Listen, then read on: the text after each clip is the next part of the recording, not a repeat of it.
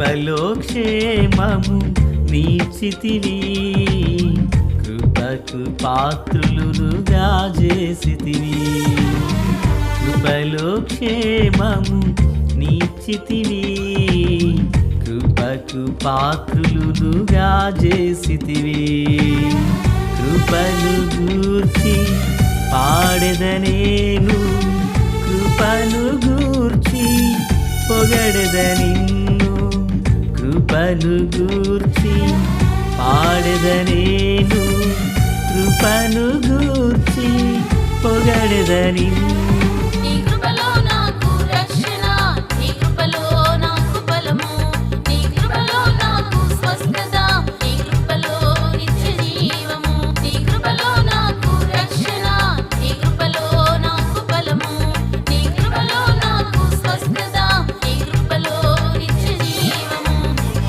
కృపలో క్షేమము నీచితివి, కృపకు పాత్రులుగా చేసితివి. మన ప్రభు అయినటువంటి యేసుక్రీస్తు వారి పరిశుద్ధమైన నామంలో తండ్రి అయిన దేవాది దేవునికి నిత్యము స్తుతియు స్తోత్రములు, మహిమయు ఘనతయు ప్రభావములు యుగయుగములు ప్రభువునకే చెల్లునుగాక. ఆమేన్. ఆత్మీయులారా, బాగున్నారు కదా? దేవుని నామంలో మరొకసారి ఇలాగున ప్రభువును స్తుతించే కృపా భాగ్యం మహాదేవుడు మనకు అనుగ్రహించున్నారు. ప్రియులారా, మనము ప్రార్థించినట్లుగానే ఈ వారంలో మరి శనివారం 14వ తారీఖున యవనస్తుల యొక్క ప్రార్థనా సమావేశంలో బైబిల్ క్విజ్ ఒకటి ఏర్పరచడం జరిగింది. దాని కొరకైనటువంటి సిద్ధపాటు కొందరు కలిగి ఉన్నారని విశ్వసిస్తున్నాను. దయచేసి ఎవరైతే మరి ఈ క్విజ్లో పాల్గొంటున్నారో మీరు గ్రూప్లో గనక గ్రూప్ను ఫాలో అవుతున్నట్లయితే మీరు ఎస్ అని కాస్త తెలియచేస్తే, ప్రియులారా, పోనీ మీ ద్వారా ఎవరైనా పాల్గొంటున్నా వారి తరపున మీరు ఎస్ అని టైప్ చేస్తే ఇంతమంది పాల్గొంటున్నారని మేము అంచనాతో ప్రభు చిత్తమైతే ఆ రోజు మీకు ఏదైనా ఏర్పాటు చేయడానికి ఇది ఒక అవకాశం ఉంటుంది. ఈ బైబిల్ క్విజ్లో సిద్ధపరిచే గిఫ్ట్ అంత గొప్పది అనేది నా ఉద్దేశం కాదు సుమి. అయితే దాని కొరకే మనం చదువుచున్న దైవ వాక్యం ఎంతో విలువైనది. ఈ కారణాన మరి తప్పక దేవుని వాక్యాన్ని హృదయంలో భద్రపరచుకోవడానికి ఇదొక మంచి అవకాశం అనే భారంతోనూ ప్రయాసతోనూ ఒక ఉన్నతమైన గురితో ఈ పనికి పూనుకోవడం జరిగింది. కనుక ప్రియులారా, మీరు సిద్ధపడండి. మీతో ఉన్నవారిని కూడా దీని కొరకు ప్రోత్సాహపరచండి. దేవునికి స్తోత్రాలు. నేటి దినాన మరి ఉదయకాల వేళ 10 గంటలకు మన ప్రియులు గిద్యోను గారు, సంతోషము గారు వారి గృహమునందు కృతజ్ఞతా కూడిక ఏర్పరచడం జరిగింది. వారు ప్రేమతో ఆహ్వానిస్తున్నారు అందరినీ. తప్పక పాల్గొనాలని ప్రభు పేరట మనవి చేయుచున్నాను. సంతోషం. నేటి దినాన వాక్య ధ్యానము కొరకిన భాగము సంఖ్యాకాండం 13వ అధ్యాయం 21 నుండి 26 వరకున్న వాక్యములు. 25వ వచనం. వారు 40 దినములు ఆ దేశమును సంచరించి చూచి తిరిగి వచ్చిరి. ప్రార్థన. మహాపరిశుద్ధుడా, ప్రేమగల తండ్రి, కృపగల దేవా, స్తోత్రం. వాక్యం చేత మాతో మాట్లాడి మమ్మను బలపరచండి. మీ జీవముతోనూ కృపతోనూ బలముతోనూ నింపి నడిపించండి. ఆశ్చర్యకరమైన మహాకృపను వెల్లడి చేయండి. మీ వాక్కుల చేత మమ్మను దర్శించండి. యేసు నామమున ఆమేన్. ప్రియులారా, బాగున్నారు కదూ? ఈ చదవబడిన వాక్య భాగంలో ఇశ్రాయేలీలు వాగ్దాన దేశాన్ని వేగి చూచుటకు వెళ్ళి 40 దినములు ఆ దేశమును సంచరించి చూచి తిరిగి వచ్చిరి అని ఈ వాక్యంలో మనం చదివాం. వారు 40 దినాలు దేశాన్ని సంచరించారట.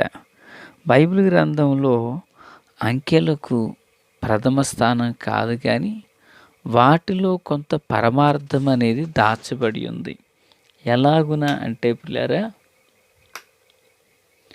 ఒక్కొక్క అంకెకు ఒక్కొక్క శ్రేష్టమైనటువంటి పరమార్థం. అనగా ఇప్పుడు 5వ దినాన దేవుడు విస్తరించును కాక అనే మాటను పలుకుతారు.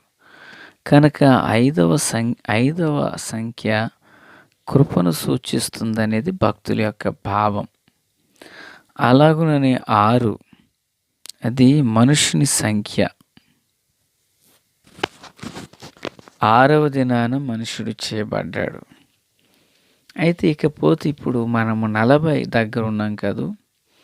ఈ 40 అనేది బైబిల్ గ్రంథంలో అనేక సందర్భాలలో అనేక చోట్ల ఈ 40 దినములను గూర్చిన విషయాలు తెలియపరచబడ్డాయి.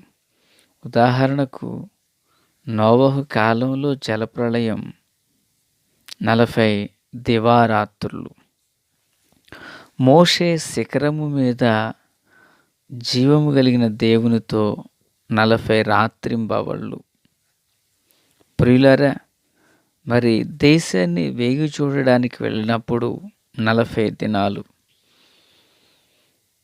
అంత మాత్రమే కాదు ప్రియులారా, గొలియాతు 40 దినాలుగా మరి ఇశ్రాయేలీలను భయపెట్టడానికి తాను సిద్ధపడ్డాడు.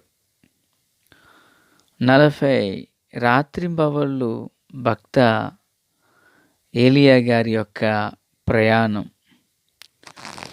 మన ప్రభు అయిన యేసుక్రీస్తు వారు 40 దినములు ఉపవాస ప్రార్థన. ఇలాగున 40 అనబడిన సంఖ్య ఎన్నో పర్యాయాలు ఇది మనకు ప్రస్తావనలో కనిపిస్తూ ఉంటుంది. ఆత్మీయులారా, క్రీస్తునందు నాకు అత్యంత సన్నిహితులారా, ఇక్కడ కూడా ఇశ్రాయేలీలు 40 దినాలు దేశాన్ని వేగి చూచారు అనే మాటను ఇప్పుడు మనం చదివి ఉన్నాం. 40 దినాలు వారు దేశాన్ని వేగి చూచారు. అయితే 40 దినాలు దేశాన్ని వాళ్ళు వేగి చూచి వచ్చిన తరువాత వారిచ్చినటువంటి సమాచారం అయితే శ్రేష్టమైనదిగా కనిపించలేదు. వారిచ్చిన సమాచారం దీవెనకరంగా లేదు.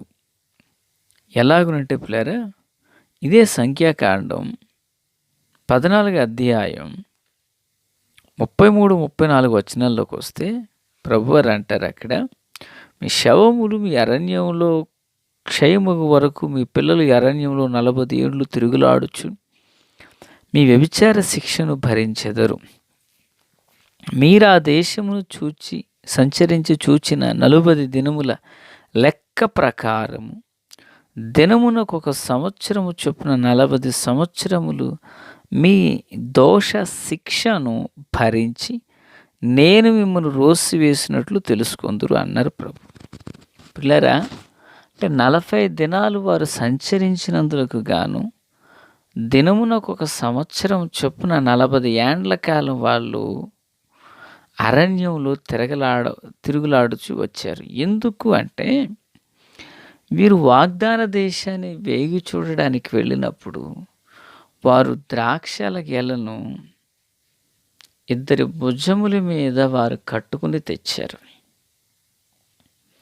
ఓ పల్లకిని మోసిన విధానంలో దాన్ని మోసారు. అంటే అంత సారవంతమైన దేశం, సారవంతమైన భూమి, సారవంతమైన ఫలాలు, అది దేవుని దయాదాక్షిణ్యములు కలిగిన దేశం. అది అలాంటి దేశాన్ని చూచి కూడా వారు అవిశ్వాసముతోనే వారు మాట్లాడతారు. తిరిగి వచ్చి దేశాన్ని గురించి రిపోర్ట్ చేస్తూ,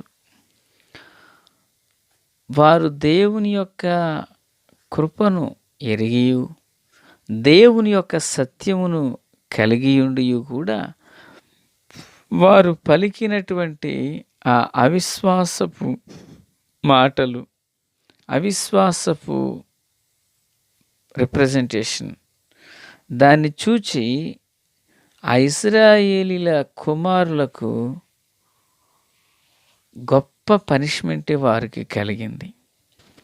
వారు విశ్వాస సహితంగా మాట్లాడినట్లయితే దేవుడు అద్భుతం చేయనేమో. మరో మాట పిల్లరా, 40 దినాలు మోషే సీనాయి పర్వతం మీద గడిపారు. మోషే దిగి వచ్చినప్పుడు ఆయన ముఖం ఎలా ఉంది? ప్రకాశించెను. అయ్యో మహిమను చూడలేకపోతున్నాం అన్నారంటే 40 దినాలు సీనాయి పర్వతం మీద గడిపిన మోషే పాలెములో ఉన్న ప్రజల యొక్క ముఖములు ప్రకాశించేటంతగా ఆయన మహిమను పొందితే, మరి 40 దినాలు దేవుడు సిద్ధపరిచిన దేశంలో సంచరించి తిరిగి వచ్చి అవిశ్వాసపు మాటలు మాట్లాడినప్పుడు వారికి పనిష్మెంట్ అనేది జరిగింది. ప్రియులారా, అబ్రహాము మేల్కొని ఉన్నట్లయితే దేవుని దీవెన ఆశీర్వాదం వేరుగా ఉండును. అబ్రహాము నిద్రలోకి జారుకున్నాడు గనకనే పనిష్మెంట్ అనేది వచ్చింది. దేవుని పిల్లరా, 40 దినాలు మోషే దేవునితో గడిపాడు కనుకనే తను మండారు, తనతో ఉన్న పాలెములో ఉన్న ఇజ్రాయిల్ అనేకులు దేవుని యొక్క మహిమను చూడగలిగారు. 40 దినాలు 12 మందిలో 10 మంది అవిశ్వాసపు మాటలు మాట్లాడిన కారణాన అనేక మంది అరణ్యంలో ఆకుల్లా రాలిపోవలసి వచ్చింది కదా.